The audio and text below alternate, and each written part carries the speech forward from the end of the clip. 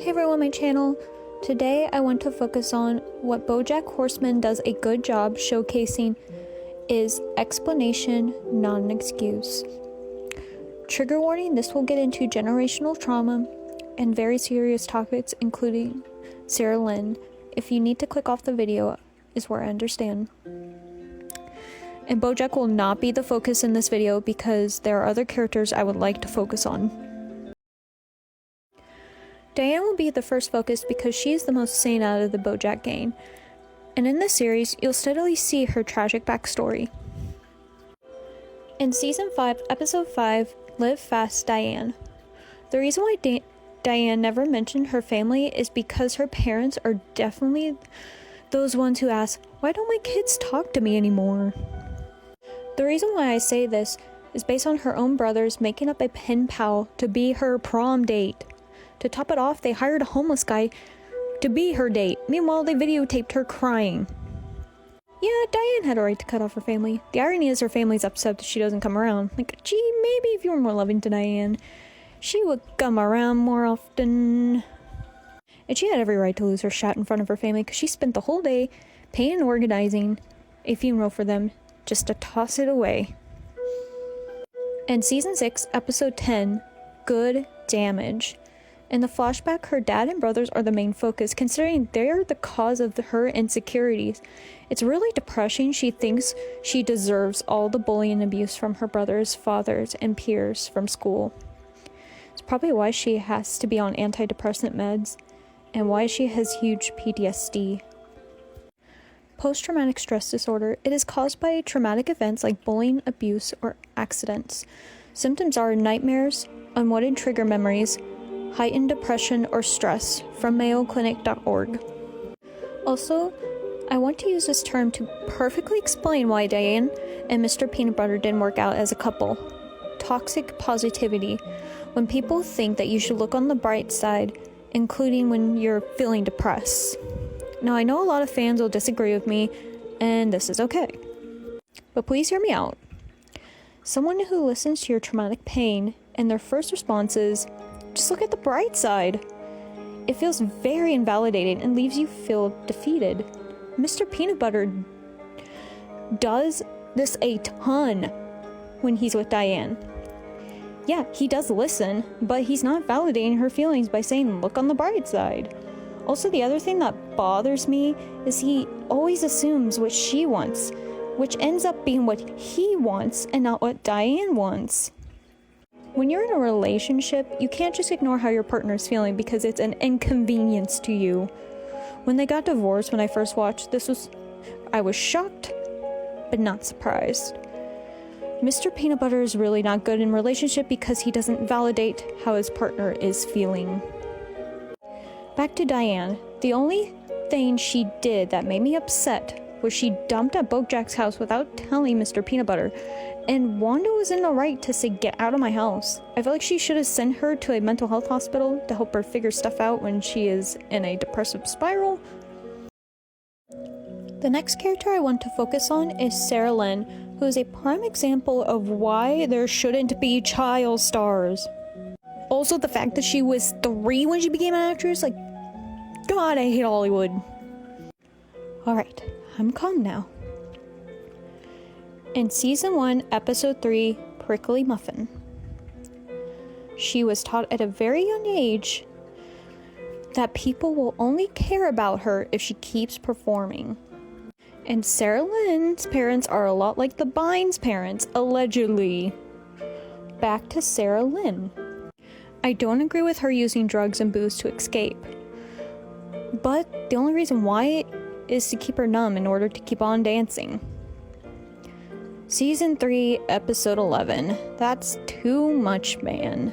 This episode is very depressing because she was doing really well being sober until effing Bojack come along to mess it up again. I know some Bojack defenders will say she had a right to say no, but you do realize things like drugs and booze are really hard to sober up from. I've had experience from seeing people struggle to get clean, and when someone comes along and enables them, it just helps them fall back into the pattern. Like, my addiction is me hating on myself. And if someone starts to ignore me, that is where the spiral will keep happening. It helps me go back into the addiction. And also, I don't mean ignoring by like, oh, they're busy. I mean like actual ghosting. But my main point is addiction can be anything, and it's not easy to get out of this. It's sad because throughout the whole episode, she keeps stating she wanted to go to college, and she badly wanted to become an architect. And how this addiction started was in season 6, episode 5, A Little Uneven Is All. She was in Bojack's dressing room because her stepdad was being creepy. Bojack just leaves his water bottle full of vodka for Sarah Lynn to get a hold of. And she had to go home early because of this incident, and Bojack doesn't say anything, as usual. Not the first time he didn't take accountability. But unfortunately, her addiction led to a sad event, and I honestly wish Bojack didn't enable her when she was so close to being sober. Finally, Beatrice Horseman. She is the reason why I wanted to make this video. Season 4, Episode 2, The Old Sugarman House. This explains why she ended up being a horrible mother. It's really sad because she was so sweet as a kid. And Beatrice's father is a piece of shit. I said what I said. This explains why Beatrice has a hard time opening with her emotions. Like, her mother was literally in a depressive spiral. It's not an excuse to have your daughter drive your car. But I hate how her father keeps blaming her for her woman emotions. You and your wife just lost a child. He's not helping her, just pushing her grief aside, and he forced her to have a surgery, which I honestly believe traumatized Beatrice for life. Whew. Season 4, Episode 11, Time Arrows. She was isolated and bullied in her childhood. Meanwhile, her father didn't make this better. The fact, when she was a young adult, her father was trying to marry her off, and of course she was gonna rebel and accidentally get pregnant. Not everyone deserves to be a parent, and Bojack was forced into this toxic environment. I feel like Beatrice would have been a better mother if she divorced Bojack's father and she went to therapy to help her express her emotions.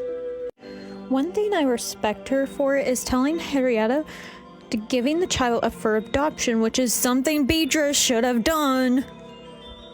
Okay, after reviewing this, F Beatrice's father. I honestly don't blame Bojack for throwing her in a nursing home. You treat your kids like crap, they are not forced to help you.